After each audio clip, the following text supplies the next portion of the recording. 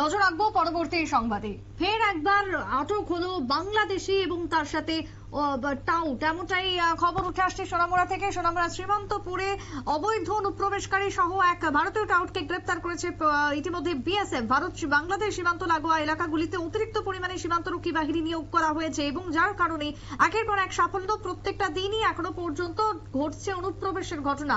এবার বাংলাদেশি 2 মেয়ে এবং তার সাথে ভারতীয় টাউটকে গ্রেপ্তার করেছে প্রাথমিকভাবে বিএসএফ, আটক করে পরে তুলে দেওয়া হয় পুলিশের হাতে। কি বক্তব্য সোনামুড়া থেকে উঠে আসছে শুনুন। গোপন সূত্রে খবর পাই যে কমলনগরে 3জন লোক, সাসপেক্টেড 3জন লোক ঘোরাফেরা করতেছে, তো পাবলিক ডিটেইন করছে, ঠিক আছে। তো সেই অনুসারে আমাদের থানার এই সাব ইন্সপেক্টর তপন দাস ওইখানে গেছে এবং ওইখানে গিয়ে সেরা 3জন লোকেরই ডিটেইন করে থানাতে নিয়ে এসে এর মধ্যে দেখা গেছে একজন বাংলাদেশি আর 2জন ইন্ডিয়ান, সম্ভবত তাদের সাহায্য নিয়েই তারা ইন্ডিয়াতে ঢুকছে।